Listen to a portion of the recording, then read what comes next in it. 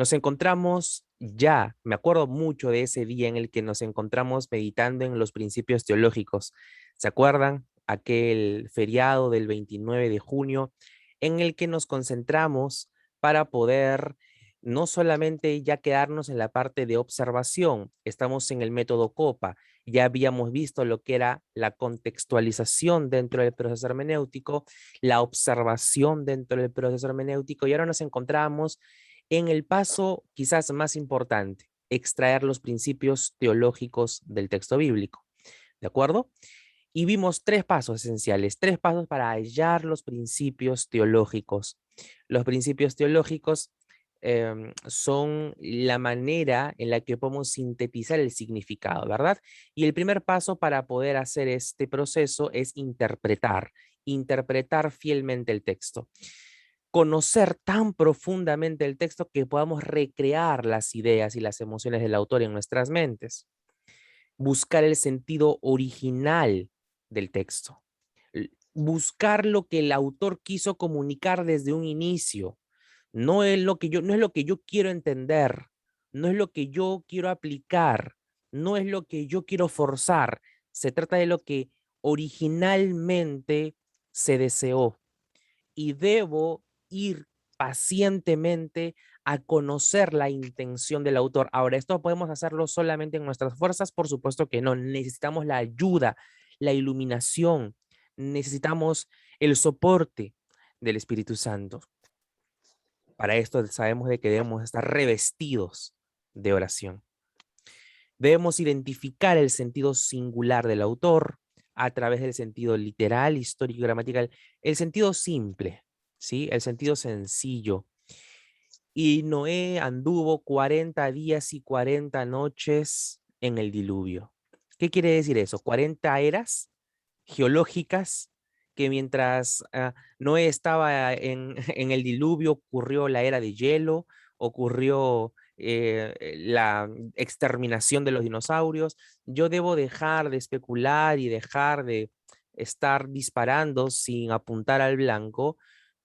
Para eso existe la hermenéutica histórico, gramatical y literal, ¿sí? Buscar el sentido singular.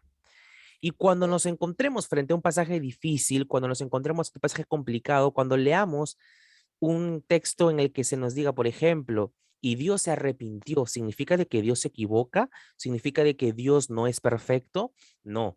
Cuando está hablando de arrepentimiento, por ejemplo, Dios está hablando de desistir, está hablando de no tomar una decisión que ya había planificado anteriormente, ¿sí? Dios es perfecto, Dios es santo. Si Dios no fuese perfecto, dejaría de ser Dios. Para esto nos vamos a pasajes claros, a pasajes donde se nos muestre claramente qué es lo que se dice acerca de nuestro Dios. Y para eso, para llegar ya a esta interpretación fiel, las preguntas interpretativas que yo realicé luego de mi observación es en este momento en el que comienzan a ser respondidas. ¿De acuerdo?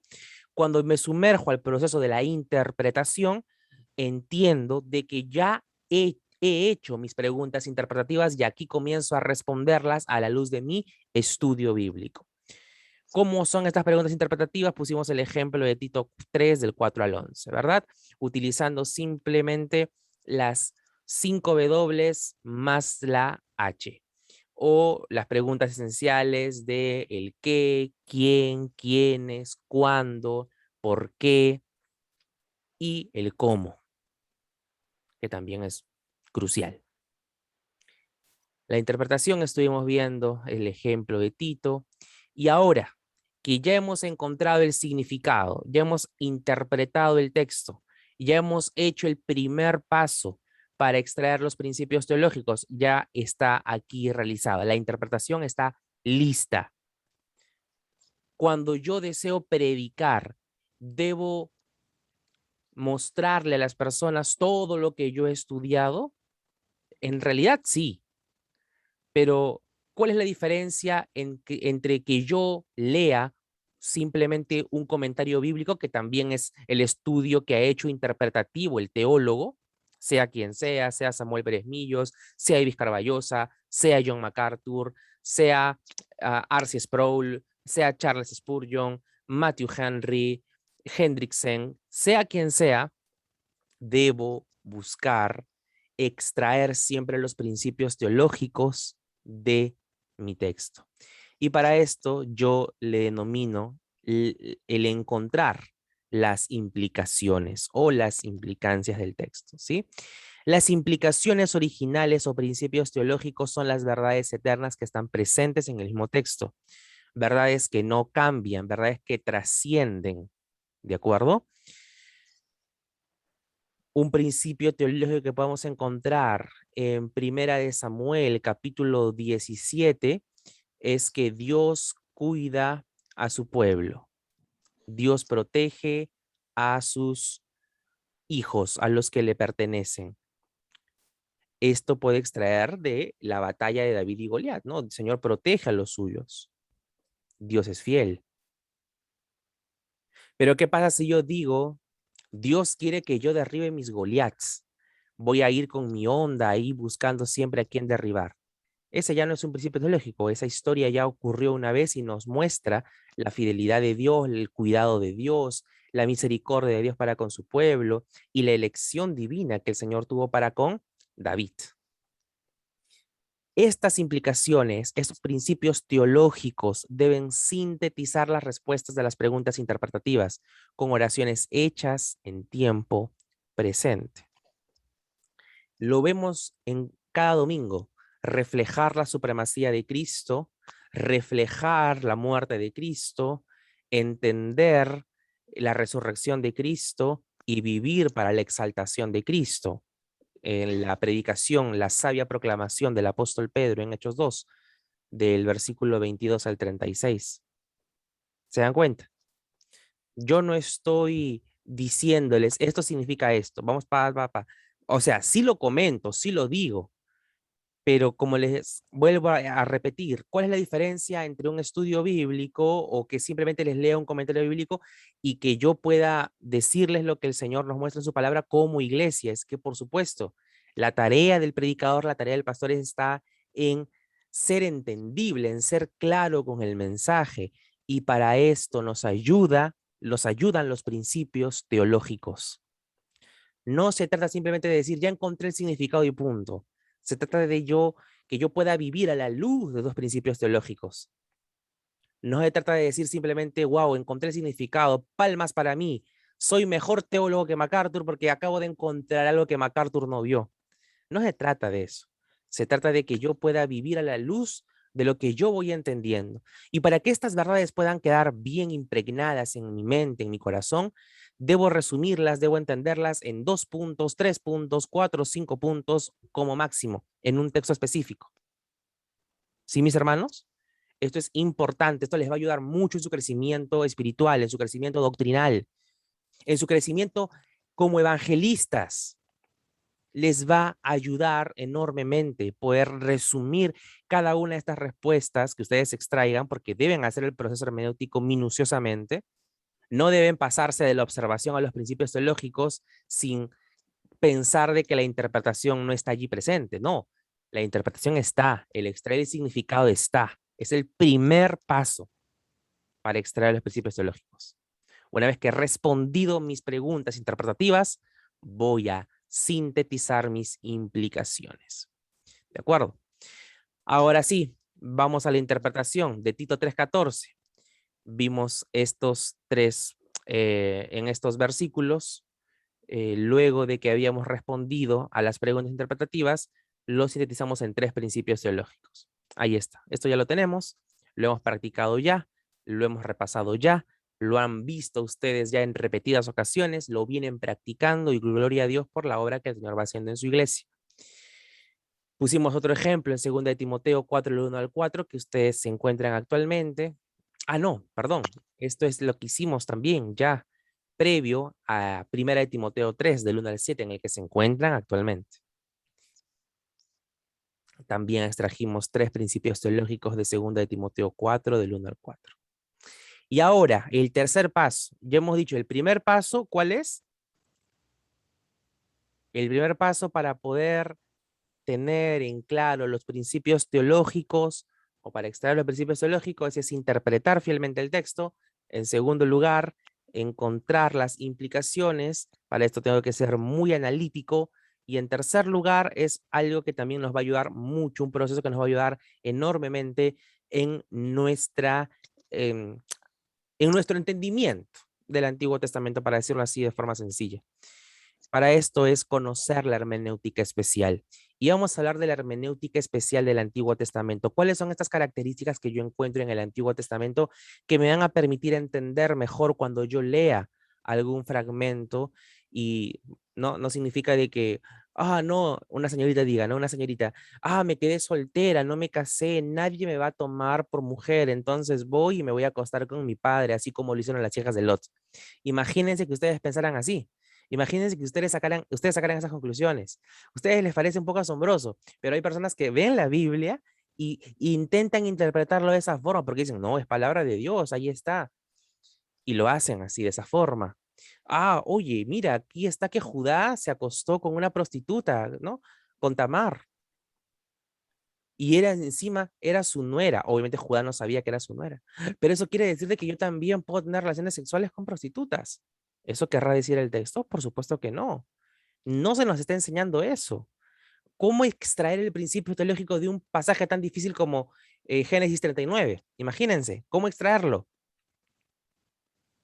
No es tampoco que tú lo leas y digas, oh, qué linda la historia. No, no. Tú debes extraer principios teológicos de todo lo que leas.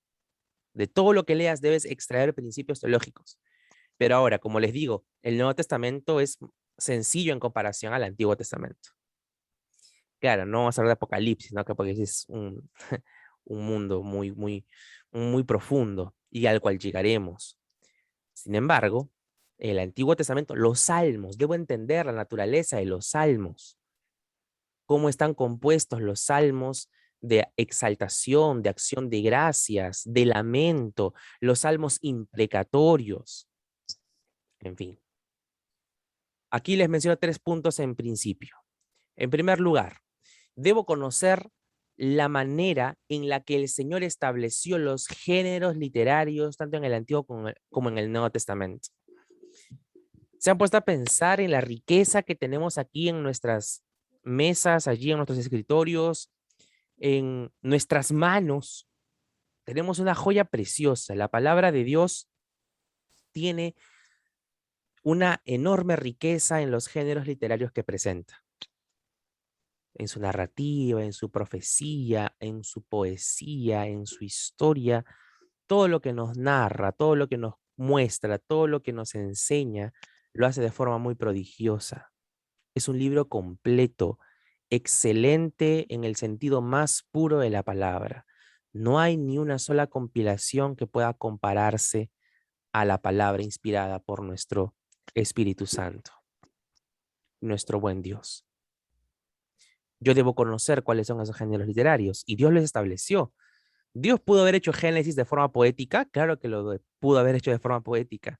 Dios se lo pudo haber revelado a Moisés de esa forma, pero el Señor lo hizo de manera narrativa. Aquí de la misma forma, David en los Salmos pudo orar de forma elocuente, pero él lo hizo de forma poética. Salomón también pudo haber dejado sus dichos a modo de crónicas, pero lo hizo a modo de proverbios. Decir mucho con pocas palabras. Así que vamos a ir avanzando poco a poco. El segundo punto es que yo debo creer que el Antiguo Testamento es entendible sin el Nuevo Testamento. Y yo quisiera hacerles alguna pregunta que, por supuesto, me gustaría que puedan encender sus micrófonos si es que tuvieran la oportunidad de hacerlo y responderme. Imagínense que volvemos al periodo intertestamentario y solamente tenemos la ley, tenemos el Antiguo Testamento. Cuando me refiero al periodo intertestamentario, ¿a qué me estoy refiriendo? A los 400 años de silencio profético entre Malaquías y el Evangelio de Mateo. Volvemos a la época de el gobierno abusivo, tirano de Antíoco Epífanes, este hombre que maltrató tremendamente a los judíos y que, dicho sea de paso, la victoria de los israelitas sobre Antíoco Epífanes es conocida como la fiesta de las luminarias o como el Hanukkah. Estamos en esa época, en el nacimiento de los fariseos. ¿Cómo puedo ser salvo? ¿Cómo puedo yo encontrar la salvación en Dios en una época tan complicada en el que Dios no está levantando profetas para hablar aún y solo tengo el Antiguo Testamento? La pregunta es, ¿cómo puedo ser salvo? ¿Quién puede responderme?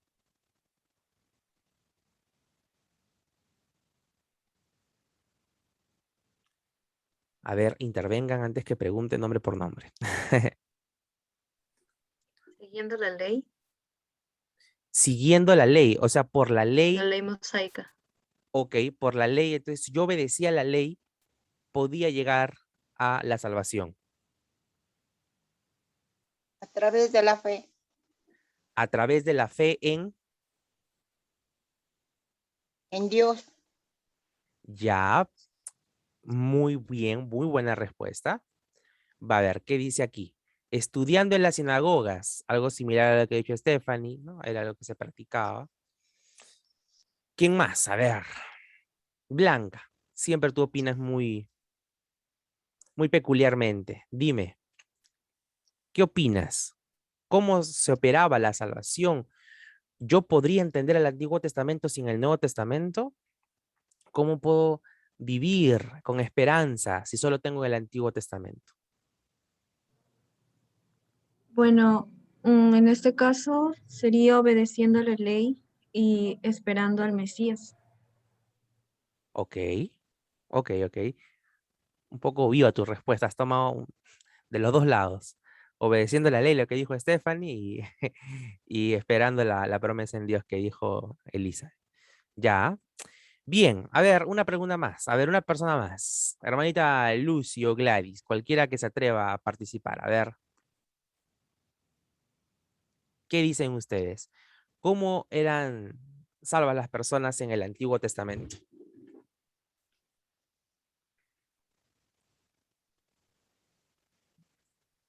Ojo que está Bueno, quedando. Dígame, no se dígame. podría- yo pienso que en el Antiguo Testamento no se podría hablar de la salvación porque no había nacido todavía Jesucristo. Ya. Entonces, podría decir, ¿cómo voy a ser salva en ese tiempo si me encuentro ahí? Entonces, ¿cómo? ¿Eso quiere decir que Moisés está en el infierno?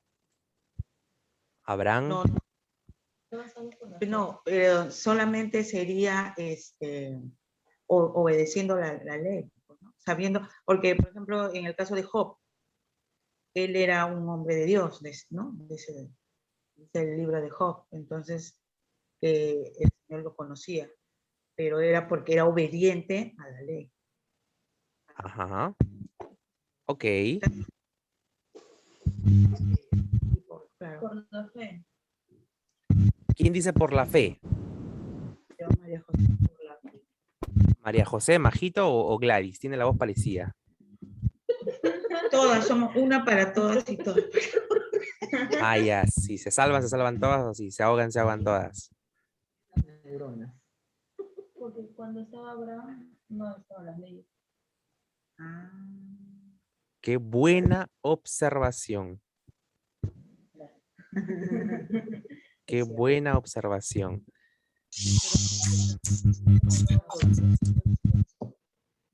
No, pero Abraham era el Antiguo A ver, qué nos ha dicho Braulio? La fe permite que una persona guarde la ley. Ya te pasaste al Nuevo Testamento.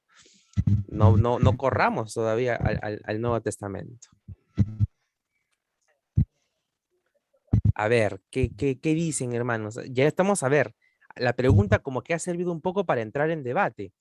¿Cómo eran o cómo se ejercía la salvación o cómo se apreciaba la salvación en el Antiguo Testamento? Volvemos a repetir. ¿Cómo fue salvo Noé, por ejemplo?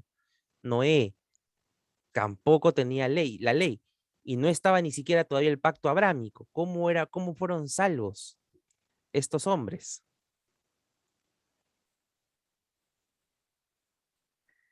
Bien, para aquellos que me han respondido que la ley salvaba en el Antiguo Testamento, poco más de atención a la carta de Romanos, por favor, mis hermanos y hermanas. Vamos a Romanos capítulo 3.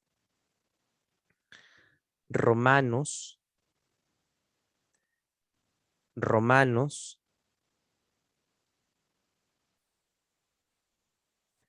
capítulo 3, versículos 19 y 20. Vamos a pedirle a las personas que dijeron que en el Antiguo Testamento eran salvas por la ley, Blanca y Stephanie. Blanca, tú lee el versículo 19 y Steffi lee el versículo 20, por favor. ¿Me escucha? Sí, Blanquita, se te escucha muy bien. Ya. Romanos 3:19. Ajá, Pero sabemos que todo lo que la ley dice, lo dice a los que están bajo la ley, para que toda boca se cierre y todo el mundo quede bajo el juicio de Dios. ¿listo? Ya que por las obras de la ley ningún ser humano será justificado delante de él, porque por medio de la ley es el conocimiento del pecado. Allí está. Ahí está la respuesta. Entonces, Stephanie, Blanca, Braulio, Lucy, la salvación en el Antiguo Testamento fue por medio de la obediencia a la ley. ¿Sí o no? No, Por supuesto que no. Ya aquí ya nos quitamos de la idea, de la mente esa idea, ¿verdad? ¿Alguien tiene una pregunta al respecto? No existía salvación estudiando en las sinagogas. Uno no iba, o sea, uno, claro, se sometía a la ley de Dios para vivir de acuerdo a su voluntad, pero esa no era la manera en la que uno alcanzaba la salvación. No era salvación por obras. A veces se nos ha hecho tanto una comparación entre el Antiguo y Nuevo Testamento en el que se nos ha dicho, antes era salvo por obras, pero ahora eres salvo por gracia. No, nunca fue la salvación por obras. Nunca Dios dijo, harás este holocausto y yo te salvaré. Nunca dijo eso el Señor. Tenía que existir el sacrificio, el holocausto, para que se expíe el pecado, porque si no, Dios no podía tener comunión con su pueblo, con el pueblo de Israel. Y estableció una serie de leyes para que los que estaban siguiendo al Señor se sometan a esas leyes y puedan tener comunión con Dios. Pero no era por esas leyes o esa obediencia a las leyes que tenían salvación. Dicho sea de paso, muchas personas vivieron haciendo la ley externamente y están en el infierno actualmente. ¿Alguien tiene alguna pregunta al respecto, mis amados hermanos?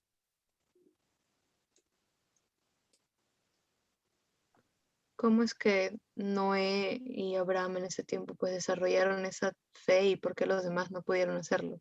Ok, buena pregunta, muy buena pregunta. Me pones aquí ejemplo de Noé y Abraham, ¿verdad? Muy bien, muy bien. Vamos a responderlo en Hermano Juan breve. Diego, Otra pregunta adicional, hermano Juan Diego, entonces Bexy. ellos se salvaron, ¿por qué? Por la promesa en Cristo que un día iba a venir. Así es, lo acabas de responder tú, Bexy Linda. Esa fue la manera en la que ellos fueron salvados, en la promesa, en la promesa. ¿Cuál es la promesa? La promesa del Evangelio que aparece en Génesis 3:15. Y un día la simiente, ¿no? Pondré enemistad entre tu simiente y la simiente de la mujer, y su simiente te aplastará la cabeza y tú le herirás en el calcañar. No se olviden nunca de la primera muestra del Evangelio, Génesis 3:15. Y Noé creyó en esa promesa. Y además, Noé tuvo un pacto adicional. Para esto, entramos aquí a lo evidente. Es necesario entender la naturaleza y la condicionalidad de los pactos. De los pactos. ¿De acuerdo? ¿Cuál fue el primer pacto entonces? El pacto que Dios estableció con Adán. El pacto adámico se le podría llamar. El pacto en el que Dios le hace evidencia de que por medio de la simiente de la mujer iba a haber una esperanza de salvación. ¿Hasta aquí está claro, mis hermanos?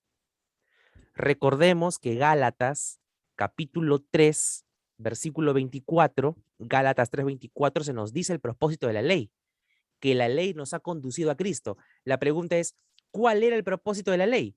Que nos demos cuenta que como seres humanos no podemos cumplir a la perfección toda la ley de Dios. Creo que vamos a dejar un momento el estudio de Hechos y nos vamos a pasar a Romanos, creo, para que entiendan nuevamente la soteriología, la doctrina de la salvación. El Señor, hermanos, es el mismo. Dios ha obrado siempre por medio de su gracia y ha salvado, como lo ha dicho la hermana Elisa, a través de la fe en Dios. Claro, su respuesta fue muy general y la respuesta específica la ha dado Bexi, ¿no? A través de la promesa de que Dios iba a traer un redentor y ese es Cristo mismo. Esa es la manera, mis amados hermanos. Entonces, ¿uno puede entender el Antiguo Testamento sin el Nuevo? Claro que sí. ¿Cómo yo puedo ser salvo en el periodo intertestamentario? Vivir gozoso esperando la promesa de Dios, de que va a venir a gobernar por medio de su Mesías. ¿Me dejo entender? Yo creo, y obviamente, por supuesto, porque creo en Dios, no puedo decir, creo en el sacrificio de la cruz. Yo no puedo decir eso. Señor, tú pagaste mi sacrificio por mí allí en el Calvario. Yo no puedo decir eso, porque todavía Jesucristo no ha venido. Malaquías acaba de morir.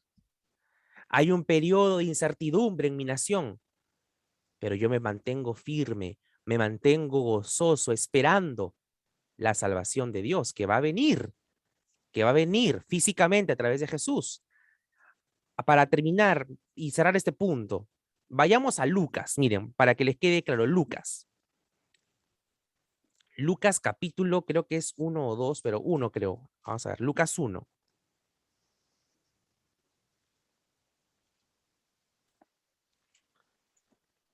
Perdón, Lucas 2. Lucas 2. Lucas 2. Versículo 25. ¿Lo tenemos allí? Levántenme su dedito en forma de check, así, a ver si es que lo tienen. Lucas 2, 25. Muy bien. Qué linda Blanquita y Estefi. Muy bien. Muy bien. Vamos a leer. Dice así. Y he aquí había en Jerusalén un hombre llamado, ¿cómo? Simeón. Y este hombre, justo y piadoso, esperaba la consolación de Israel y el Espíritu Santo estaba sobre él. Miren, el Espíritu Santo, que no estaba en todas las personas, sino en quienes Dios quería que esté, era un hombre justo y piadoso, que estaba esperando la consolación de Israel y el Espíritu Santo. Entonces, en ese momento, Simeón, si se moría, ¿a dónde se iba? No se iba al cielo, se iba al Seol, pero no al mismo infierno, no al Hades, sino a la parte divisoria. No sé si se acuerdan de Lucas 16, la gran división que existe entre el Seol y el Hades. ¿Se acuerdan de la parábola de Lázaro y el rico y Lázaro? El rico le dice, dile a Lázaro que moje la punta de su dedo en agua y que me toque la punta de mi lengua porque no soporto esta llama. Y Abraham, ¿qué le dice? Hay una gran cima, una gran división entre tú y nosotros. No podemos ir de allá para acá o de acá para allá, no podemos. Esto en referencia de que era una parte previa. Cuando el Señor Jesucristo muere en la cruz del Calvario, se lleva a todos los santos a la gloria. A Abraham, a Noé, a Adán, le veremos a Adán, a Enoc. Bueno, aunque Enoc no murió, ¿no? No, el Señor lo arrebató. Veremos allí a Josué, veremos allí a María, veremos a María, me refiero a la hermana de Moisés, no María, la madre de Jesús. Veremos a los reyes piadosos, que fueron pocos, pero durante la era de Israel, los que se muestran en Crónicas, a Josías, etc. Allí los veremos. Ahora, ya está quedando un poquito claro cómo era la salvación en ese periodo del Antiguo Testamento. Yo debo entender de que el Antiguo Testamento es entendible sin el Nuevo Testamento. ¿Cuál debe ser mi conclusión cuando yo leo el Antiguo Testamento? El pueblo de Israel, mi pueblo, está yéndose por el camino equivocado y Dios nos está juzgando. Dios ha permitido que nos vayamos al destierro. Dios ha permitido que nos vayamos cautivos a Babilonia. Pero en medio de todo eso, Dios también ya nos perdonó y ya nos disciplinó. Ahora nos ha regresado a nuestra tierra por medio de Nehemías y Esdras que están reconstruyendo la ciudad. Ahora ya está reconstruida. Ahora viene otro romano luego a querer conquistarnos. Pero todavía espero con gozo la promesa de mi Dios. ¿Me dejo entender? Estoy esperando. Entonces, como Simeón. Aquí un ejemplo claro es Simeón. Un hombre justo, pero que estaba esperando la consolación de Israel y el Espíritu Santo estaba sobre él. Y le había sido revelado por el Espíritu Santo que no vería la muerte antes que viese al ungido del Señor. Lucas 2:27. Y movido por el Espíritu, vino al templo. Y cuando los padres del niño Jesús lo trajeron al templo para hacer por él conforme al rito de la ley, ¿quiénes son los padres del niño Jesús? María y José. Simeón le tomó en sus brazos y bendijo a Dios diciendo, miren, Simeón, un anciano ya, se entera por el Espíritu Santo en previa revelación que iba a venir el Mesías. Y se enteró que los padres de Jesús habían venido. Entonces, ¿cuál era el rito conforme a la ley? La presentación, ¿no? De Jesucristo. Entonces Simeón hace lo que debe hacer. Exaltó a Dios. Versículo 29. Ahora, Señor, despides a tu siervo en paz, conforme a tus palabras, porque han visto mis ojos tu salvación, la cual has preparado en presencia de todos los pueblos, luz para revelación a los gentiles y gloria de tu pueblo Israel. Miren, Simeón sabía que por medio de Jesús no solo iba a ser salvo, ¿quiénes? Israel, sino ¿quiénes? Los gentiles. Nosotros estamos allí. Simeón ya sabía que la salvación no iba a ser solo para los judíos, sino que iba a extenderse a todas las naciones. ¿Por qué? Porque recordó la promesa de Abraham, de que por medio de su simiente y de su descendencia, todas las naciones iban a ser, ¿qué cosa? Benditas. Génesis capítulo 12, Génesis capítulo 15, Génesis capítulo 17. ¿Hasta aquí está quedando claro, mis hermanos? Entender la naturaleza y la condicionalidad de los pactos. El pacto que Dios hizo en Génesis 3:15, ¿era un pacto condicional o incondicional? ¿Qué me dicen ustedes?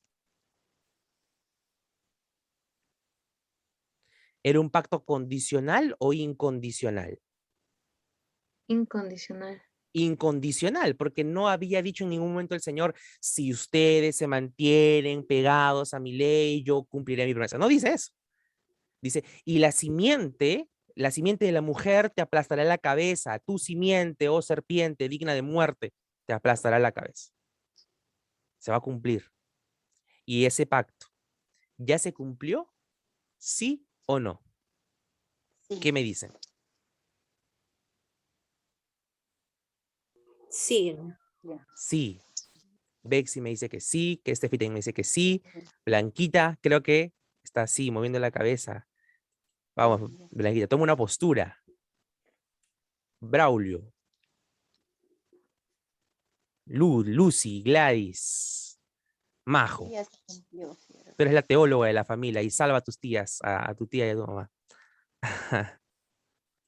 ¿Qué dice Rebeca, Jeremías?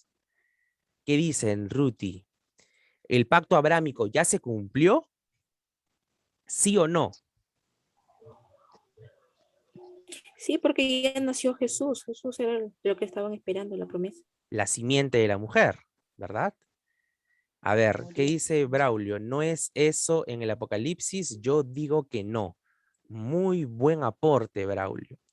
Pero la respuesta aquí no es ni sí ni no, sino es ya, pero todavía no. El pacto adámico,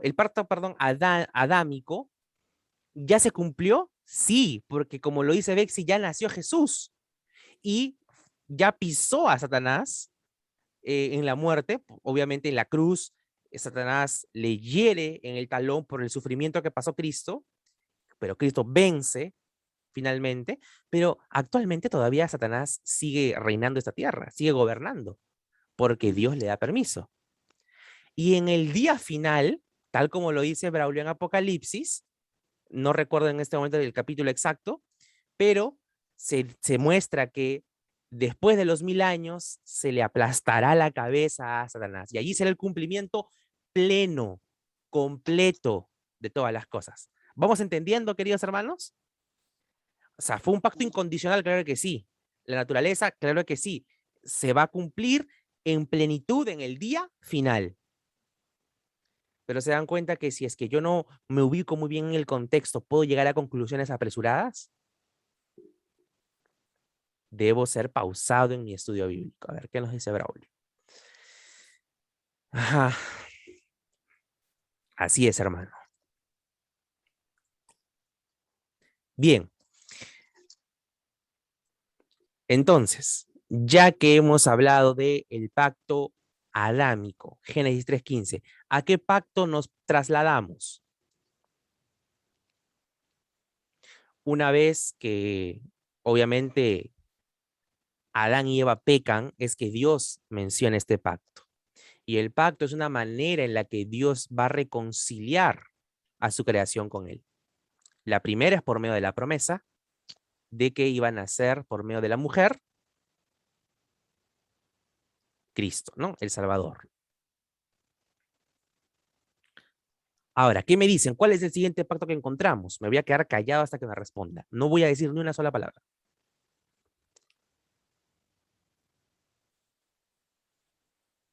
¿Qué dicen? Ah, no debía hablar, pero ya, a ver, ¿qué dicen?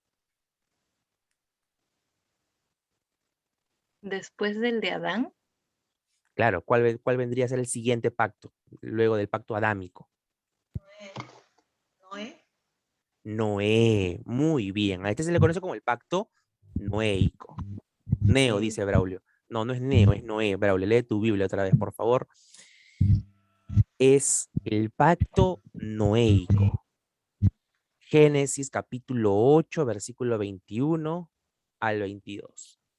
No lo busquen, simplemente anótenlo. Génesis del 8, 21 a 22. Blanquita, léenos, por favor, con esa voz melodiosa que tienes. Un poquito cansada por la hora, pero siempre dispuesta. Génesis 8. Génesis es el primer libro de la Biblia. Lo encuentras ahí comenzando tú.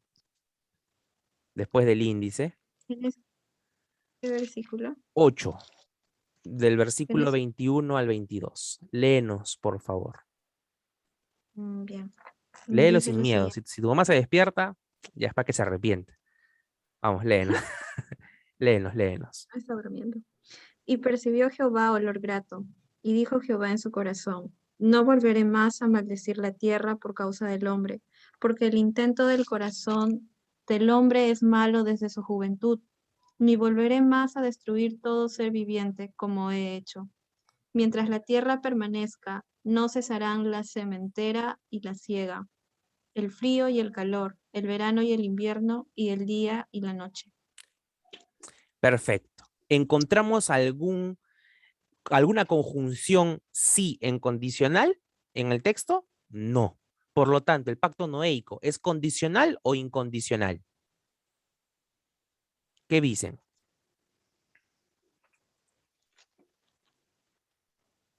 incondicional. Muy bien, Stephanie. Incondicional.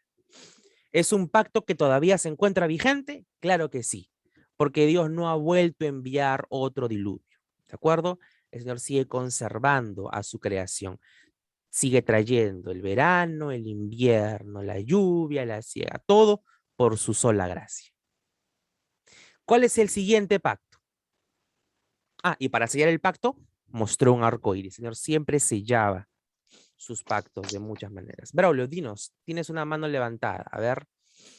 Ah, ya, listo. Sigue el abrámico, por supuesto. Muy bien, Braulito.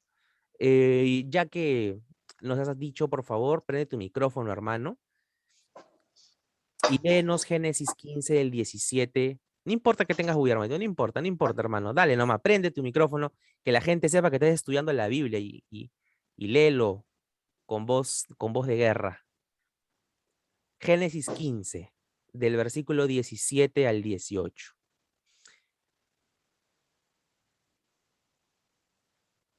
Sabemos que estás con tus sobrinos de repente, ahí con bulla en casa, pero hermano, vamos. Léenos, por favor, que quienes están a tu alrededor puedan honrar ese tiempo que tienes con el Señor, aunque no entiendan. Pero vamos, hermanito. 17 y 18, así es. Espera un momento, ya lo tengo. Y sucedió que puesto el sol y ya oscurecido, se veía un horno ahumeando y una antorcha de fuego que pasaba por entre los animales divididos. En aquel día Jehová, en aquel día hizo Jehová un pacto con Abraham, diciendo: a tu descendencia daré esa tierra, desde el río de Egipto hasta el río grande, el río Éufrates. Así es. Entonces, ¿qué aquí le dice? Gracias, hermanito, excelente. ¿Qué le dice el Señor? Que lo va a bendecir y le va a dar una tierra. Una tierra. ¿Es un pacto condicional o incondicional? Es incondicional. Incondicional. No le dice ningún sí. ¿Sí? En el 12 ya le había dicho que iba a bendecir a todas las naciones de la tierra. Entonces, ¿el pacto abrámico se ha cumplido? Sí, pero no en su totalidad. Se ha cumplido.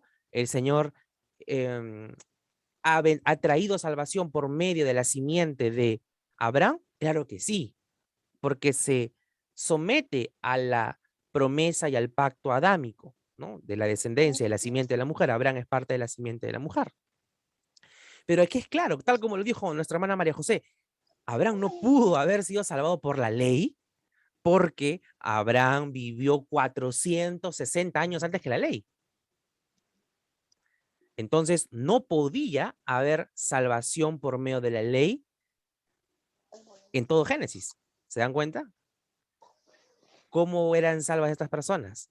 Por medio de la fe en la promesa. En la promesa. Y para hablar de Abraham y cómo fue salvo Abraham, vamos a dirigirnos a Romanos capítulo 3, versículo 4. Perdón, Romanos 4:3, me crucé. Romanos 4:3. Y voy a pedirle a mi hermana Stephanie que lo lea, por favor.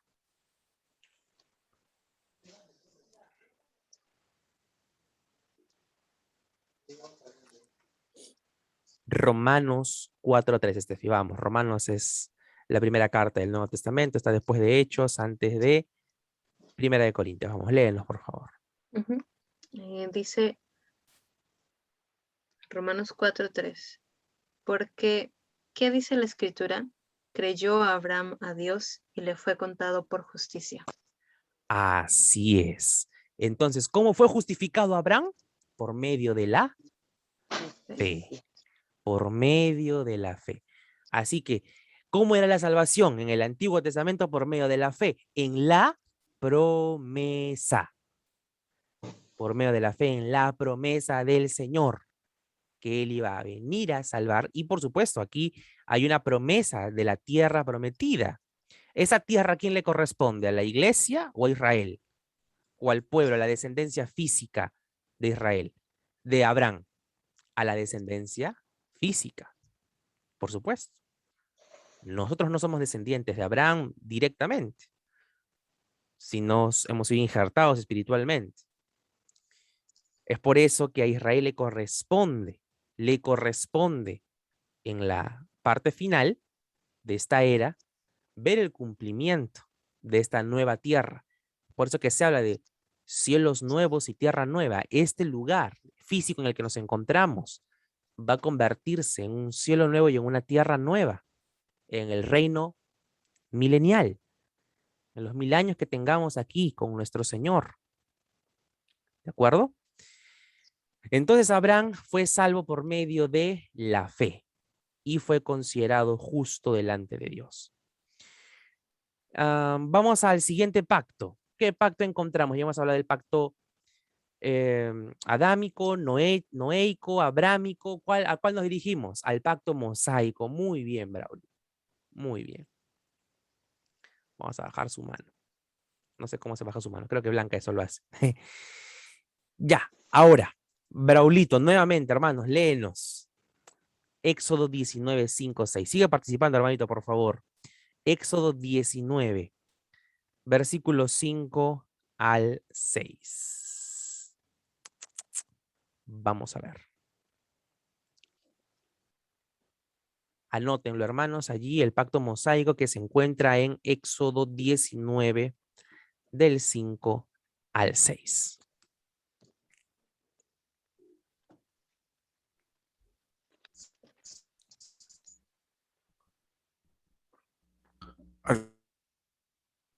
Braulito, a ver, te escuchamos.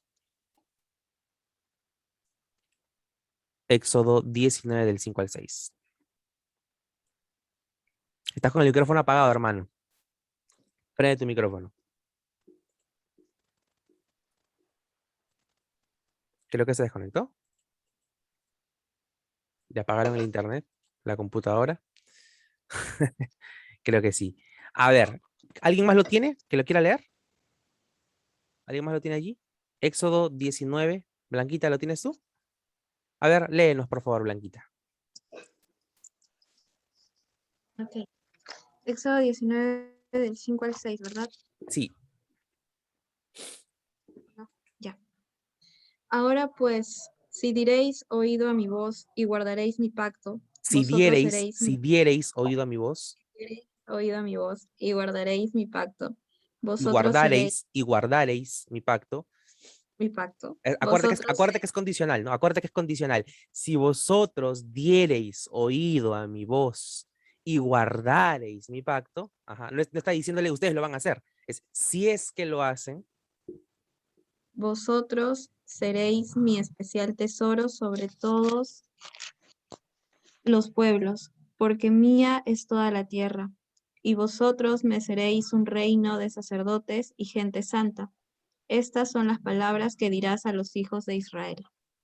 perfecto. Entonces ya sabemos que la naturaleza del pacto mosaico es un pacto condicional. No es incondicional como el abrámico, como el noeico, como el adámico, sino es un pacto condicional. Porque ¿qué debía hacer el pueblo? Someterse a la ley que Dios le había establecido. ¿Y eso era malo? No, era necesario. Israel tuvo la dicha de escuchar la voz de Dios en el monte Sinaí. Qué privilegio para más grande.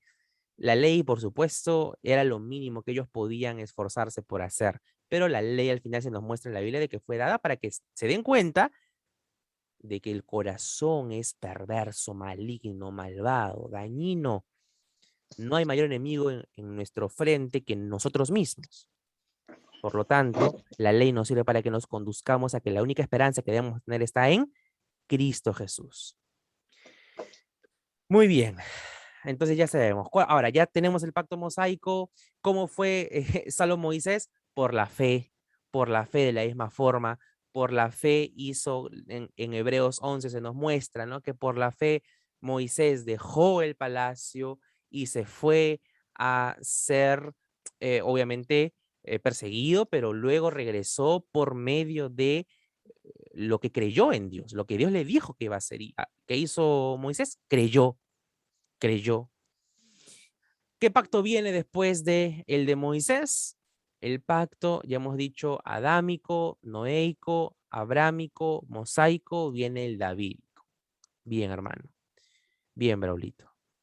Y para eso les pido que apunten 2 de Samuel, capítulo 7, versículo 14. Braulito, si lo tienes ahí, anda buscándolo, por favor, para que te reivindiques y nos leas, por favor, el pacto davídico. 2 de Samuel 7, 14.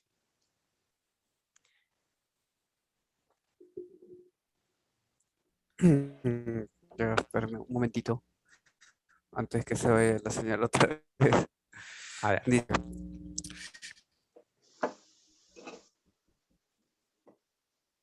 yo le seré a el Padre y él me será, y si él hiciere mal, yo le castigaré de hombres, de hombres. Segundo de Samuel 7:14, ¿cierto? Sí, hermanito, se te entrecortó. No te preocupes, no te preocupes. Alguien que lo tenga, por favor, que nos lo pueda leer. Allí, Lucy, Gladys, Bexy, Jeremías. ¿Alguien? Amén. A ver, Amén. léanos, por favor. Segundo de Samuel 7:14. Ajá. Yo le seré al padre y él me será a mi hijo. Y si él hiciere mal, yo le castigaré con vara de hombres y con azotes de hijos de hombres. Ahora, hemos leído 2 Samuel 7:14. Vaya a Primera de Crónicas, hay 2 libros más adelante. Primera de Crónicas 17, del 11 al 14.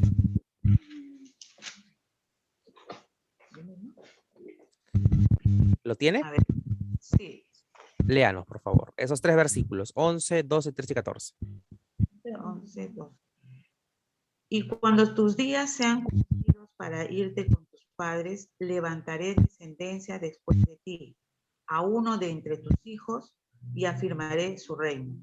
Él me edificará casa y yo confirmaré su trono eternamente. Yo le seré por padre y él me será por hijo, y no quitaré de él mi misericordia como la quité de aquel que fue antes de ti. ¿Una más? Sino que le confirmaré en mi casa y en mi reino eternamente, y su trono será firme para siempre. Excelente, fabuloso. Gracias, Lucy.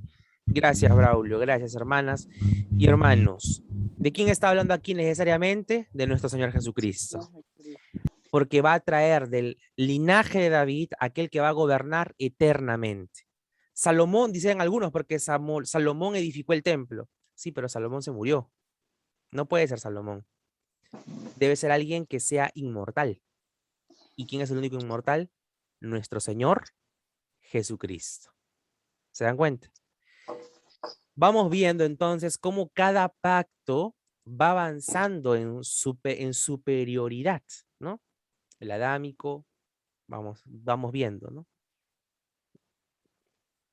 ¿Cuál viene después del davídico? ¿Cuál es el siguiente pacto? Hemos visto hasta acá 5 pactos: adámico, noéico, abrámico, mosaico y davídico. ¿Cuál es ahora? Un pacto incondicional de la misma forma. No hay ninguna condición de por medio. Observen bien, ¿no? Primera de Crónicas. Ahora, ¿cuál es el pacto que continúa? Braulio nos lo acaba de escribir. El nuevo pacto. Y el nuevo pacto aparece recién en el Nuevo Testamento, ¿verdad? No, no. Es anunciado en el Antiguo Testamento. Se nos menciona que va a establecerse un nuevo pacto. Miren, Jeremías capítulo 31, versículo 31.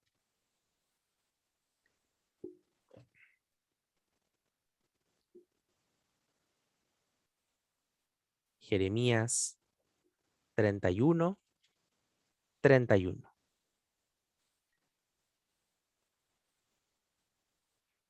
Dice, he aquí que vienen días, dice Jehová, en los cuales haré nuevo pacto. Resalta esa frase, nuevo pacto. Vienen días en los cuales haré nuevo pacto con la casa de Israel y con la casa de Judá. Ahí está el anuncio del nuevo pacto. No como el pacto que hice con sus padres el día que tomé su mano para sacarlos de la tierra de Egipto. O sea, el pacto mosaico no va a tener comparación con el nuevo pacto. Porque ellos invalidaron mi pacto, aunque fui yo un marido para ellos, dice Jehová. Pero este es el pacto que haré con la casa de Israel. Es un pacto que va a acontecer a futuro. Después de aquellos días, dice Jehová, ¿cuáles aquellos días? Los días de sufrimiento, los días de esclavitud. Recuerden que todavía no estamos en Jeremías 39, todavía no es tomada Israel, Judá todavía no es tomada. Entonces, después de aquellos días, Daré mi ley en su mente y las escribiré en su corazón. Y yo seré a ellos por Dios, y ellos me serán por pueblo. Y no enseñará más ninguno a su prójimo ni ninguno a su hermano, diciendo, conoce a Jehová, porque todos me conocerán, desde el más pequeño de ellos hasta el más grande, dice Jehová, porque perdonaré la maldad de ellos y no me acordaré más de su pecado. ¿De quién está hablando aquí gloriosamente, definitivamente? De nuestro maravilloso Señor Jesucristo, el nuevo pacto que va a establecer por medio de su venida. Dios hace ese pacto con la nación de Judá, un pacto incondicional. Incondicional. Y en lugar de poner condiciones, se nos muestran bendiciones. Todo lo que va a ocurrir. Esto es, hermanos queridos, el Antiguo Testamento. Acabamos de resumir el Antiguo Testamento en los pactos. En los pactos. ¿Cuántos pactos específicamente, sin hablar del Nuevo? 5. Contando el Nuevo, 6. Pacto adámico, noéico, abrámico, mosaico y davídico. ¿De acuerdo, mis hermanos? Para finalmente terminar, como debe terminar siempre todo, con broche de oro puro, eterno e interminable, el nuevo pacto de nuestro glorioso Señor Jesucristo. Este es, hermanos, el principio para conocer un poquito acerca de la hermenéutica especial del Antiguo Testamento. ¿Qué hora es? Las 11. Vamos a avanzar media hora más. ¿O están cansados? ¿Ya quieren irse a dormir? ¿O ya se cansaron de mi voz? ¿Ya se habían olvidado ya de cómo enseñaba? Y dicen, mejor sigo haciendo mis preguntas interpretativas sin que Juan Diego participe. Tiempo, yo tenía una pregunta. Dígame, hermanita Elizabeth, su pregunta, por favor. En el tiempo antiguo, cuando se morían, ¿estaban juntos el cristiano con el no cristiano? No, no estaban juntos. No. El no Ahí. cristiano, obviamente en el antiguo pacto no habían cristianos como tal, porque recuerde que Cristo viene recién luego, ¿no? Del periodo intertestamentario. Pero sí habían creyentes, creyentes. ¿Los Ajá. creyentes estaban junto con los no creyentes? Por supuesto que no. Y para entender eso, hermanita linda, está en Lucas 16. A ver, para decirle el versículo exacto para que usted lo pueda leer, ya Ya, Lucas ajá. 16 con la parábola del rico y Lázaro, ¿no? Hermanito, tengo acá apuntado. Lucas 16, le digo el versículo 19. Y en el versículo 26 se nos muestra, 16-26, de que hay una división entre los creyentes y los no creyentes. Están en el Seol, pero hay una Sí, hermano. división. Hay una división entre los creyentes y los que no han sido creyentes.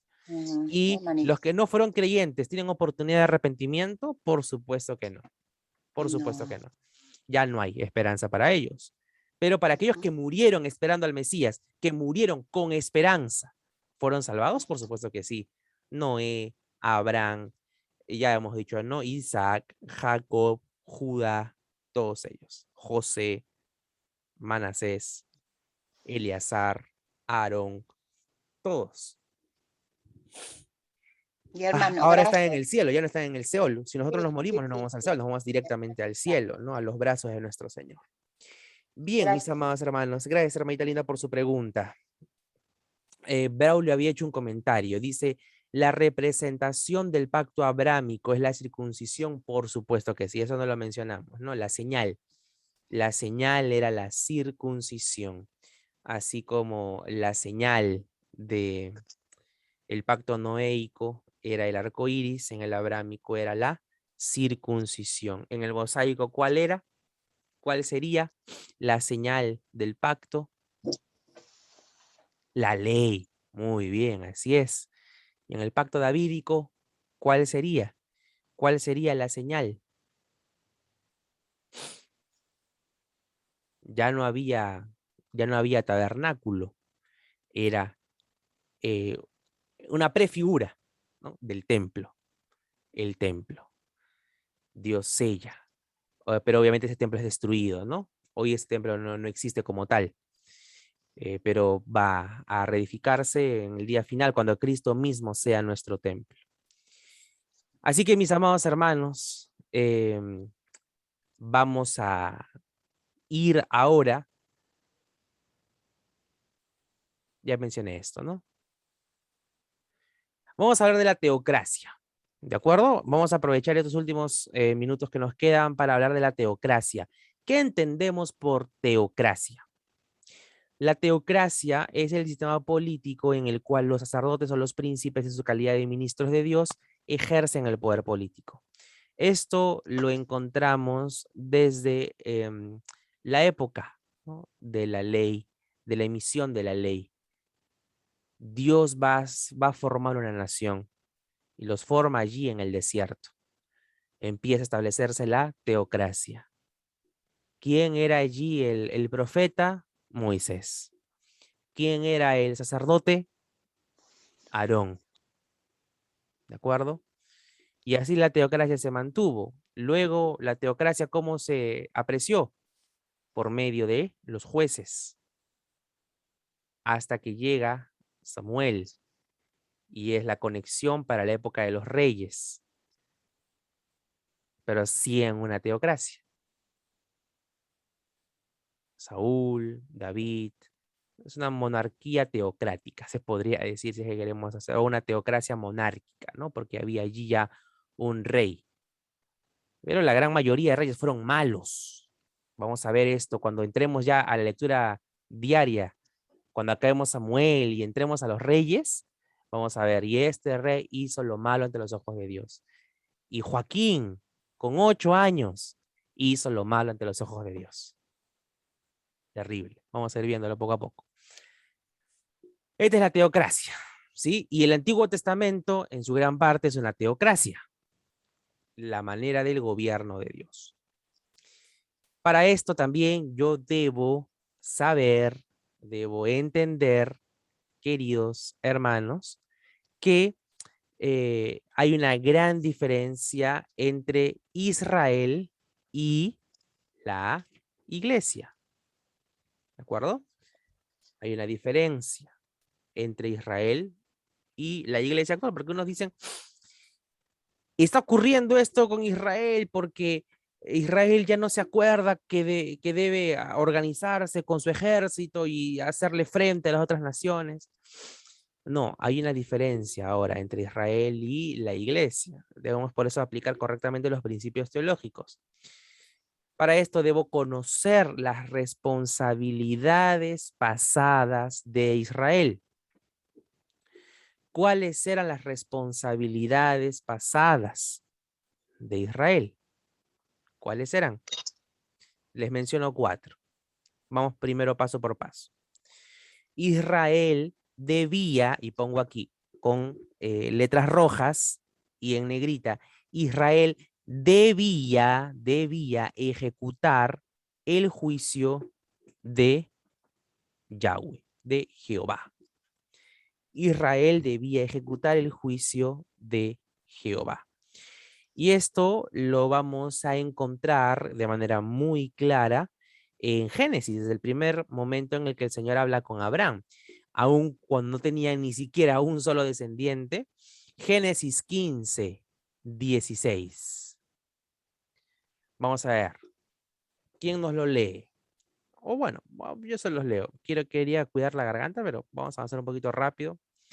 Así que vamos a ver. Génesis 15, 16. Dice: y en la 4ª generación volverán acá porque aún no ha llegado a su colmo la maldad del amorreo hasta aquí.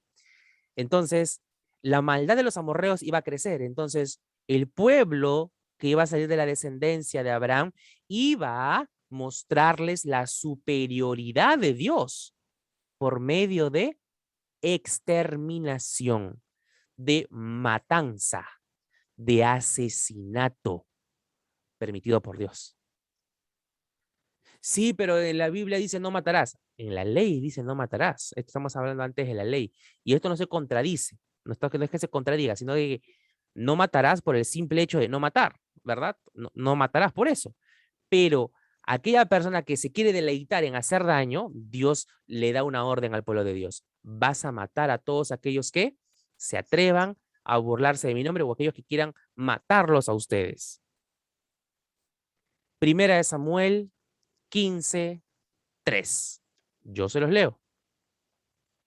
Primera de Samuel 15:3.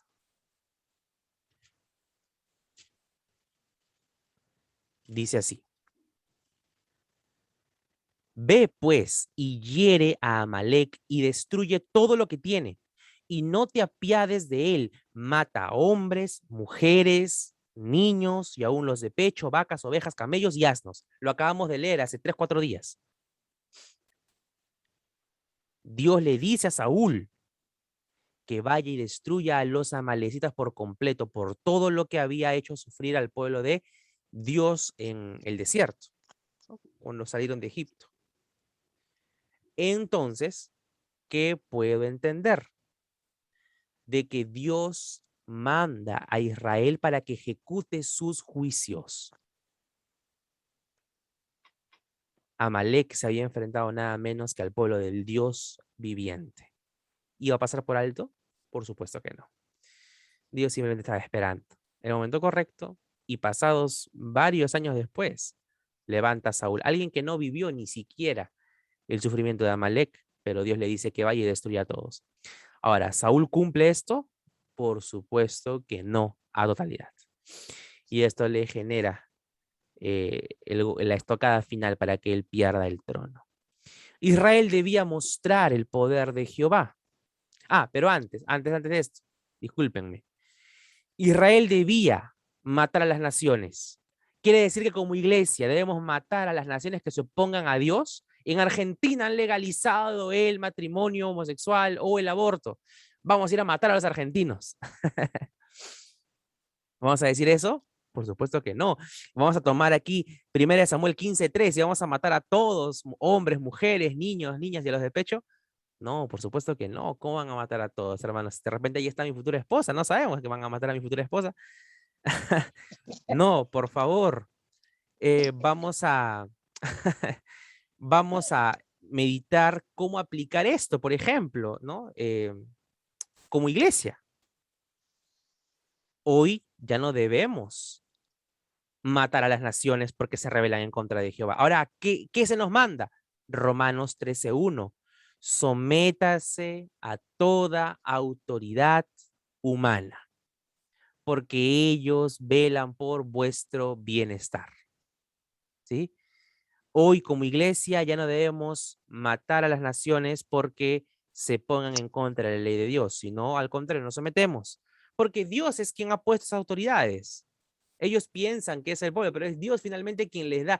Dios puede hacer que en un soplo Pedro Castillo le dé un infarto y se muera y nos quedemos sin Pedro Castillo y por fin nos olvidemos del dolor de cabeza que puede hacer su gobierno. Pero el Señor está permitiendo que todo esto pase para mostrar juicios, su gracia todavía, su misericordia, múltiples cosas más. Hoy en día debemos someternos a las autoridades y no buscar guerras, ¿no?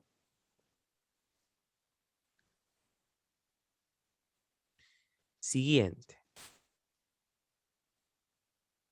Israel debía mostrar el poder de Jehová, ¿verdad? Ya lo había mencionado. ¿Cómo debía mostrar el poder de Jehová? ¿Cómo Dios mostraba su poder a través de Israel? Israel era un pueblo especial. Miren lo que dice, me gusta lo que dice Deuteronomio. Déjenme buscarlo. Cuando le dice, yo no te he escogido porque seas un pueblo bueno. Acá está.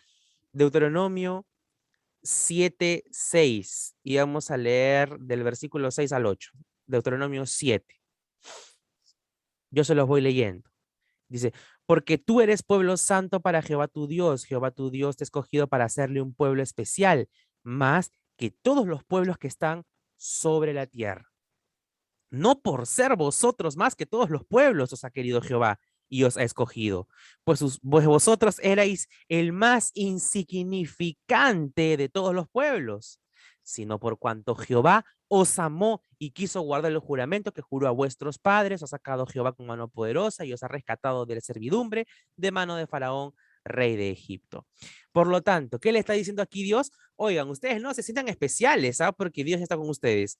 No es que ustedes hayan hecho algo extraordinario, al contrario, son ustedes los más ordinarios, son los peores que pueden existir, son los más viles, son los más débiles, son los más insignificantes. Y ustedes valen simplemente porque yo los he escogido. ¿Se dan cuenta lo contracultural que es esto? Pero no vamos a meditar en esta parte todavía, pero vamos a hablar de que en ese momento era Dios quien había escogido al pueblo más débil. Y de esa forma Israel mostraba que Dios era poderoso. Y ahora, en la iglesia, ¿hay una diferencia como tal o hay una relación entre lo que Dios había mostrado con el pueblo de Israel respecto a mostrar su poder? De la misma forma, hoy podemos pensar de que hemos sido nosotros los que hemos escogido a Dios. Yo tomé mi decisión por Cristo. Tomaste tu decisión no porque tú quisieras, sino porque Dios ya te había escogido a ti y Él ya se había decidido por ti antes que tú pienses decidir por Dios. Dios quebranta tanto tus fuerzas, cualquier intención de decisión para que tú vayas hacia Él, creas en Él, respondas en fe y arrepentimiento. Es Dios, es el Señor, ¿sí? Es nuestro Dios. Entonces aquí la diferencia sería simplemente temporal, porque la función sigue siendo la misma. Mostramos el poder de Dios por medio de nuestra debilidad. ¿De acuerdo, mis hermanos? En ese momento, Israel debía servir como ejemplo de la presencia de Jehová. En ese momento, ¿no? Recuerde que Dios había prometido bendecir a Israel físicamente, siempre y cuando ellos se mantengan obedientes. Deuteronomio 28. Si ustedes me obedecen, yo los prosperaré física y espiritualmente. Pero si ustedes me desobedecen, les vendrá calamidades físicas y espirituales. Ahora, en la iglesia, Dios nos promete bendiciones físicas, no nos promete eso. No nos promete tierras, no nos promete ganados, no nos promete nada en el nuevo pacto como iglesia. Al contrario, nos promete dolor.